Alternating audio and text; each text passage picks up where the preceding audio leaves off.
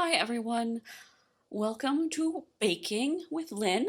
I'm reference librarian Lynn Gardner at the Southington Public Library, and today we are going to be making a lovely seed cake to celebrate Bilbo and Frodo's birthday from The Hobbit. September 22nd is generally known as Hobbit Day, and this is the day both their birthdays are celebrated. If you're not familiar with The Hobbit, you may still be familiar with seed cake from having read Jane Eyre by Charlotte Bronte, a bunch of Dickens, and it's also referenced in at least one Agatha Christie story. So basically, it's a hearty cake, kind of dense, filled with caraway seed and lemon zest. Goes really good with a cup of coffee or tea. And this cake is going to serve 6 to 8 people, probably 2 hobbits, I don't know, but 6 to 8 humans. It's a good keeping cake. As long as you keep it covered, it'll last you for 3-4 days, so you don't have to worry about eating it all at once. Okay, so let's get started. So we're going to start with, you have preheated your oven to 350 degrees, and then you're going to line the bottom of your 8-inch muffin round pan, not muffins this month. Your 8-inch round pan, you've lined it with parchment and greased it and the sides. Now I did mine kind of overkill because I have a perfect horror of cakes that stick to pans. So I oiled my pan first with a nice neutral oil, and then I put my parchment paper in, and then I oiled it again. And by God, nothing should stick to this pan, but we'll find out. All right. So you should have softened some butter.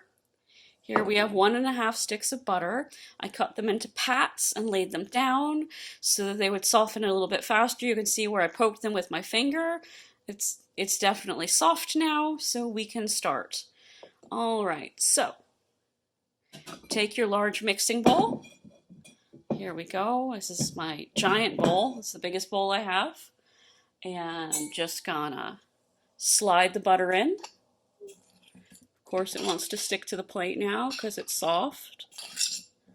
And that's a terrible noise, metal on ceramic.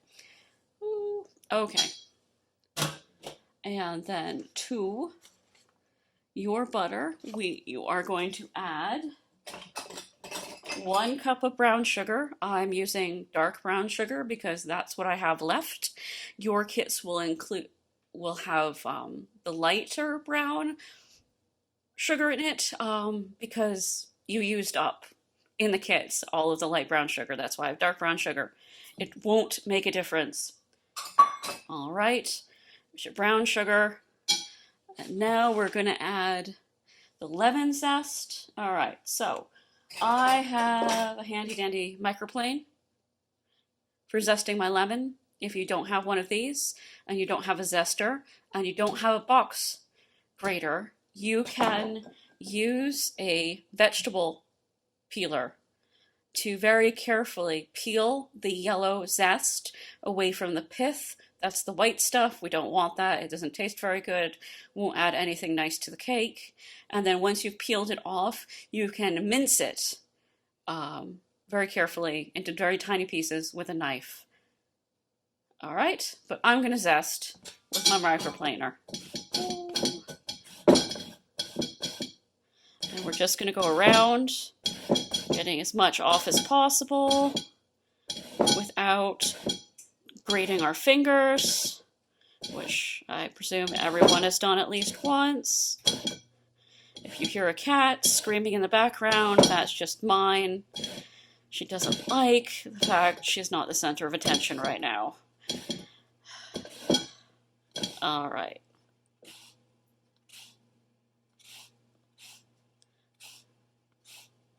Hey, that's pretty good.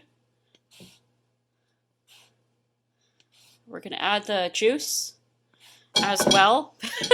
Not now. So this will be a pretty lemony cake. All right.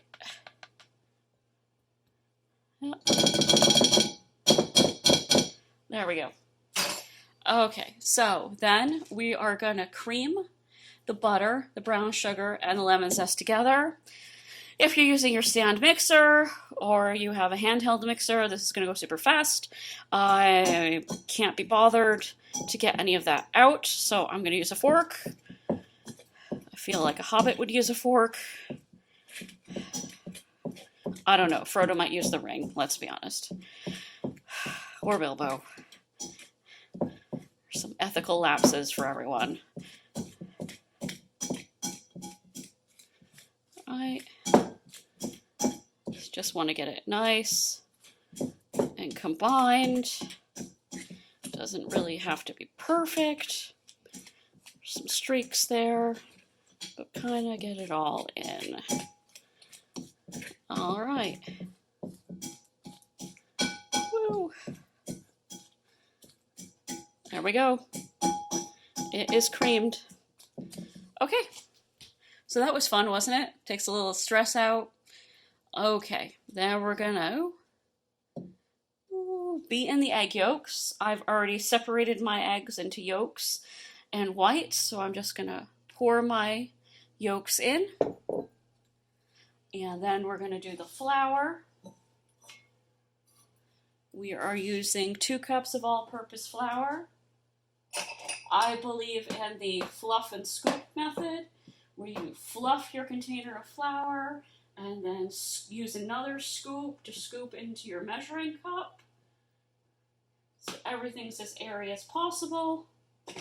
And then use a knife or anything else you have that's like a nice straight roll. All right, to level it out. So cup of flour, and we go. And one more.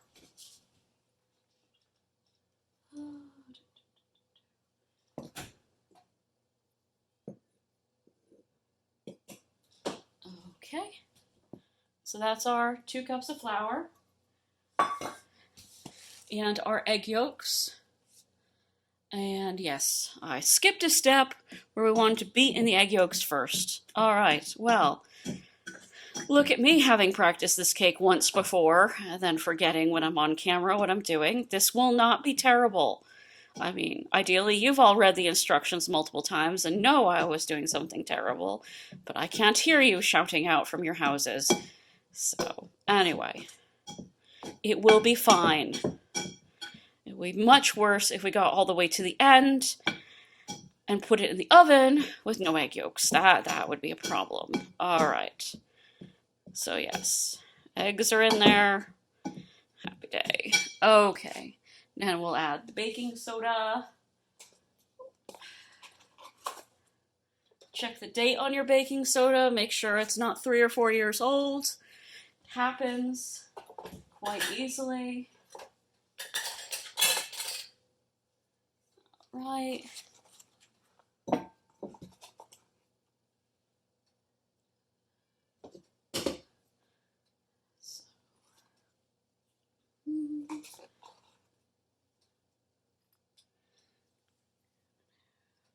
So there's a teaspoon, another teaspoon. Going back to the salt, I forgot to mention, there's no salt added to this cake recipe. If you're using salted butter instead of all unsalted, it's not really going to make much of a difference, so don't worry about it. Just use what you have at home. All right, so that is our baking soda. And then we want to add our caraway. And we are going to add, oh my god, I wish you could smell this. It is just so strongly caraway. 2 teaspoons of the caraway. Because I hope to add stronger flavor, I just kind of grind it up with my fingers. I don't know if this usually actually works, but I've done it with a bunch of other herbs. Like oregano and things like that, and it does seem to impart a stronger flavor. But these are seeds. All right, and then we add our lemon juice, which I actually have to make. All right, so this is my little reamer, yes. Just gonna smoosh it down.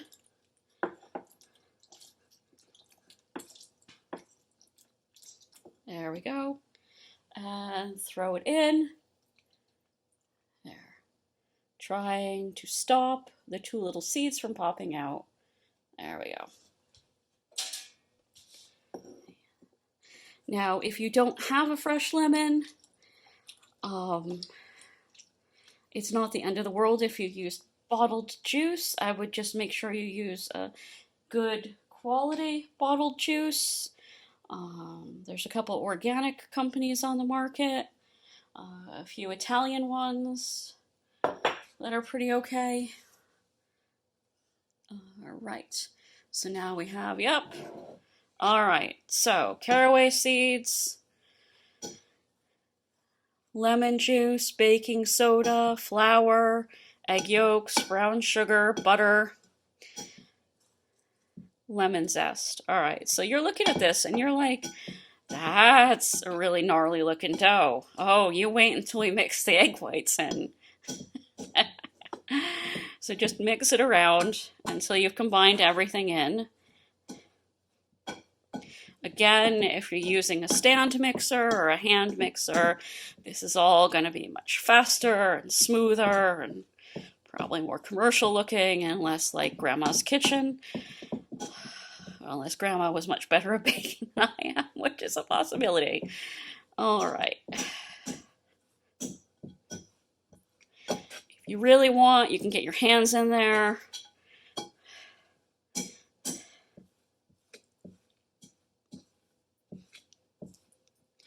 Okay.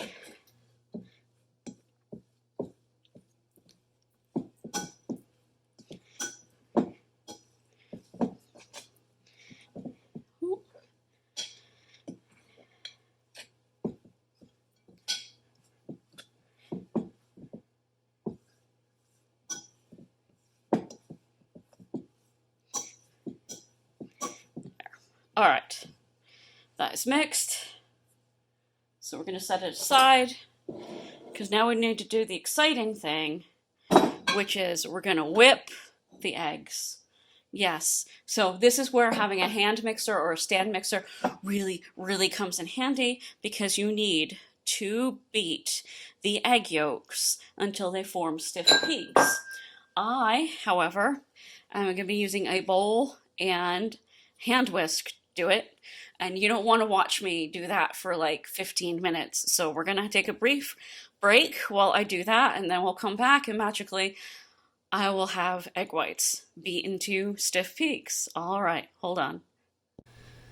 Okay, so I've whisked my eggs what feels like forever, but was probably not that long, and now I have peaks and things, and it seems fine. If I were using a stand mixer or a hand mixer again, I would probably be a bit stiffer, but I think this will be fine. It was certainly fine for my test cake, which everyone at work ate, therefore it was definitely fine.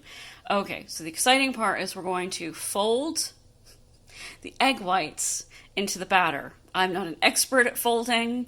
I've watched many videos on how to fold, and then I just kind of do my own thing. So don't laugh at me. All right? So here we go, egg whites, all the egg whites. Yep, try to get it all.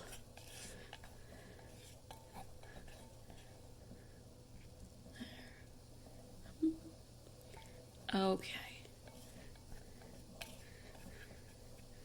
There.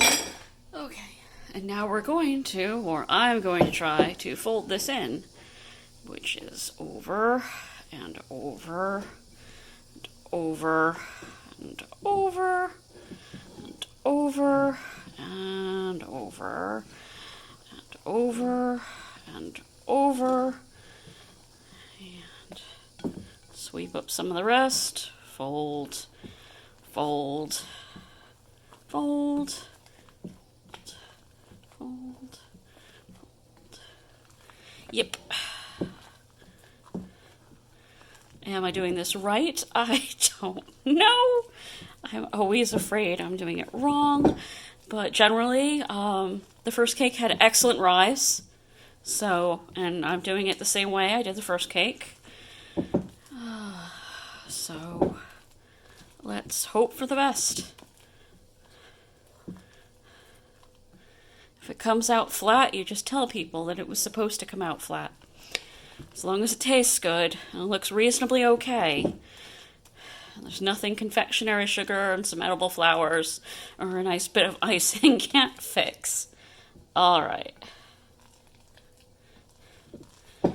So, I think that's pretty good. It's not pretty, let's be honest. Alright. But that's that. That is your batter. Alright. Take your prepared cake pan with its parchment. And we're just gonna pour, or it's gonna ooze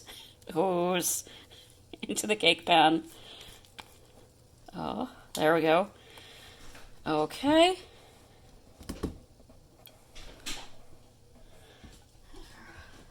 And then we're just gonna move it around a bit. Try to even it out. It will flatten out as it bakes. One of my little ends that are supposed to help me lift the cake out from the parchment went under the dough. We have fixed it. Honestly can't say that they were any help in removing the previous cake. It came out fine, but the lifters seemed too delicate for the job at hand. Alright. There.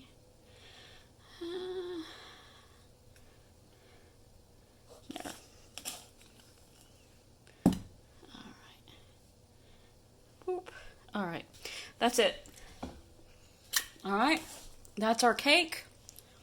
We're going to stick it in the 350 degree oven for an hour. Let it bake into cake.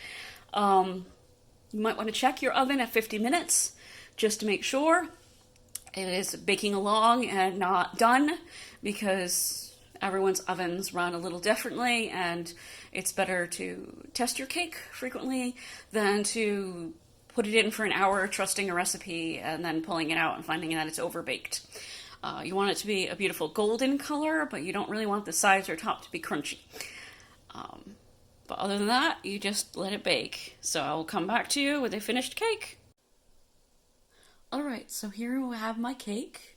It baked for about 50 minutes in the oven, and then when I stuck my cake tester in it, it was done. So I took it out, and I turned it out onto a baking rack to cool. It's going to cool for about an hour, and then I'm going to put it in a cake tin or storage container covered and let it sit for a day, because it is best tasting if it's allowed to sit. It is like banana bread and several other cakes, just one of those things that tastes better the next day. So this is like, you could go 12 hours, I would say, at the very least. Or you could eat it straight out of the oven, but again, it's not going to be its best, most flavorful. It depends on how patient you can be. It's a very plain looking cake. If you want to throw some powdered sugar on top, and maybe a couple like edible flower petals, marigolds would be cute since it's fall. That could just make it kind of fancy. Or you could do an icing made out of confectionery sugar and lemon juice. Put a little zest on top. That's what I did with the one I ended up taking to work. That would also make it pretty and boost the lemon flavor even more. But you can also just eat it as it is with a cup of coffee or tea, or as they did in The Hobbit, some small beer. Alright, I hope you enjoyed baking your cake. We will be making a apple shrub, which is a drinking vinegar type beverage, next month, so keep an eye on the calendar. Thank you. Bye.